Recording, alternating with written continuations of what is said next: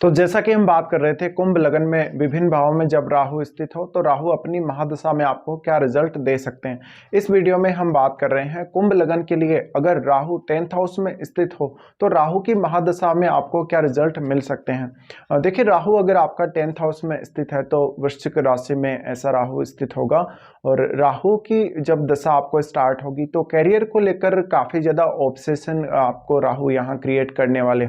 साथ ही साथ एक ट्रांसफॉर्मेशन देखेंगे आप। हो सकता है राहु की दशा स्टार्ट होने के पहले आप कोई भी अन्य कार्य कर रहे थे, लेकिन राहु की दशा स्टार्ट होने के बाद आपका कैरियर एकदम से बदल जाएगा।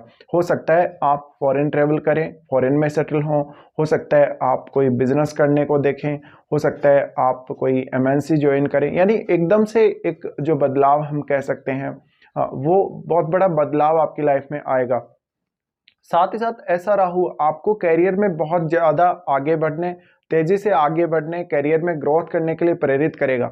लेकिन 8 नंबर साइन है तो ये मंगल का साइन है। मंगल का साइन होने की वजह से मंगल बहुत ही अच्छी स्थिति में आपके चार्ट में होने चाहिए। साथ ही शनि आपके चार्ट में बहुत मजबूत स्थिति में होने चाहिए, तभी राहु का रिजल्ट आपको अच्छा मिल सकता है। यहाँ राहु होने की वजह से आप अपने खुद के बॉस बनना ज़्यादा पसंद करेंगे। आपको आपके काम में, प्रोफेशन में स्वतंत्रता हमेशा पसंद होगी। आप बहुत तेजी से ग्रोथ करना चाहेंगे और बहुत तेजी से नेम फेम पाना चाहेंगे।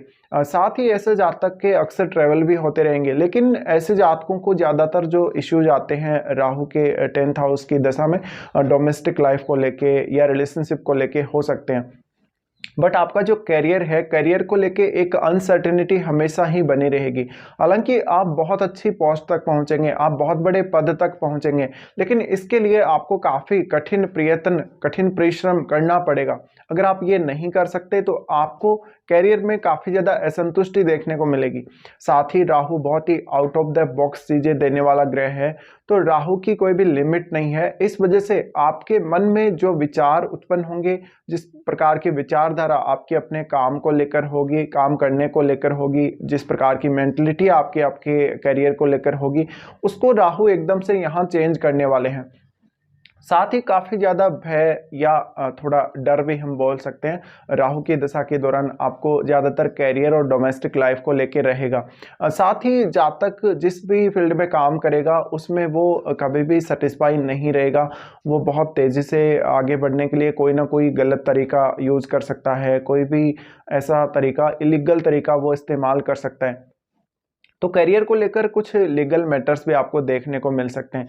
फिर ये वृश्चिक राशि होने की वजह से इस बात की पॉसिबिलिटी बहुत ज़्यादा है कि आप कोई ऐसे फील्ड में काम करेंगे जहाँ पे अनसर्टेनिटी है, बहुत ज़्यादा अनसर्टेनिटी है, जहाँ पे उतार चढ़ाव बहुत ज़्यादा होते हैं, जहाँ पे चीज़ें ट्रांसफॉर्म बहुत जल्दी होती हैं। यहाँ का राहु आपको मोस्टली कोई भी ऐसा काम जिसमें हम बोल सकते हैं बहुत ही मिस्टीरियस प्रकार का, बहुत गोपनीय कार्य, साथ ही कोई ऐसा काम जहाँ पे बहुत ज़्यादा आपको अपनी ताकत का इस्तेमाल करना है, मानसिक रूप से और शारीरिक रूप से भी। तो यहाँ पे राहु का जो प्रभाव है बहुत ही गहरा रहने वाला है। फिर 10th हाउस में राहु है तो राहु आपके कुल 3 भावों पर दृष्टि भी डालेंगे, तो उन भावों की भी हम यहाँ बात करते हैं। लेकिन देखिए, राहु की जो दशा है आपको कौन से लाइफ के पीरियड में आ रही है उसका भी बहुत बड़ा इम्पैक्ट आपके ऊपर पड़ने वाला है। हो सकता है आपको राहु की दशा आपके शुरुआती एज में आ रही है, हो सकता है आपको मिड एज में आ रही है, या बहुत ही लेटर एज में, ओल्ड एज में राहु की दशा आ रही है। तो इनका भी एक अलग अलग इम्पैक्ट आपको देखने को मिलेगा, जिसकी चर्चा हम एंड में करेंगे। तो यहां अगर राहु स्थित है, सबसे पहले राहु देखते हैं आपके दूसरे भाव को। दूसरा भाव जहां गुरु की राशि है, मीन राशि है।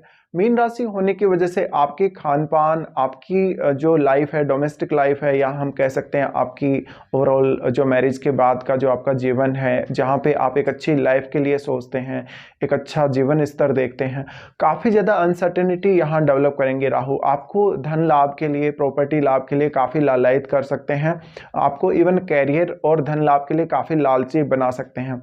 लालची बनाने की वजह से अक्सर आप अपने गलत निर्णयों की वजह से यहाँ नुकसान उठाएंगे और आपका जो डोमेस्टिक लाइफ है, आपका जो जीवन है, आपका जो खान पान है, उसमें काफ़ी उतार चढ़ाव आने के चांसेस हैं।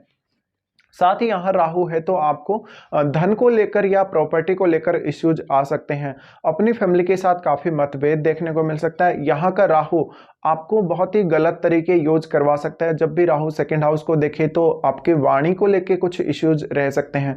फैमिली के साथ अक्सर कोई ना कोई बात को लेके आपका डिस्प्यूट रहेगा। साथ में आपका खान पान, आपका जो लाइफ है जिसमें हम बोल सकते हैं लग्जरियस लाइफ आपका जो है, उसमें काफ़ी उतार चढ़ाव आएंगे और ये सब आपको काफ़ी परेशान कर सकते हैं। साथ ही आपके फादर और आपके फैमिली के अन्य मेंबर्स जो हैं उनके साथ आपका उतना अच्छा यहाँ पे हम बोल सकते हैं एक अटैचमेंट नहीं रहेगा और यहाँ पे काफ़ी ज़्यादा इश्यूज आपको अटैचमेंट के मामले में देखने को मिल सकते हैं। फिर राहु जब सेकंड हाउस को देखेगा तो वाणी को इम्पैक्ट करेगा। वाणी को इम्पैक्ट करने की वजह से सबसे ज़्यादा आप या तो बहुत ही गलत तरीके का इस्तेमाल कर सकते हैं, लोगों के साथ बात करते समय अपनी वाणी का गलत यूज़ कर सकते हैं। इस वजह से आपको कुछ इश्यूज आ जाएंगे। साथ ही साथ आपको आँखों से जुड़ी हुई समस्याएं और खान पान से जुड़ी हुई समस्याएं बहुत ज़्यादा रह सकती हैं। राहु का सेकेंड हाउस पर प्रभाव होने की वजह से ऑलमोस्ट आपको कैसे भी जीवन में स्थिति हो लेकिन फाइनेंस को लेकर दिक्कत आने ही वाली है। राहु का सेकेंड हाउस पर प्रभाव है तो ऐसे में निश्चित ही आपको फाइनेंस को लेकर बहुत ज़्यादा अलर्ट रहना चाहिए। अपने धन संपत्ति को लेकर बहुत ज़्यादा रिस्क नहीं लेना चाहिए। राहु का सेकंड हाउस पर एस्पेक्ट होने की वजह से फैमिली के साथ आप एक डोमिनेशन वाली स्थिति देखेंगे। आप अपनी फैमिली को अपने कंट्रोल में रखना चाहेंगे, फैमिली को बहुत ज़्यादा डोमिनेट करना पसंद करेंगे और हो सकता है इस वजह से भी आपको डोमेस्टिक लाइफ में ज़्यादा इश्यूज क्रिएट हों। साथ ही कभी कभी आप अपना धन, अपनी संपत्ति खो देंगे।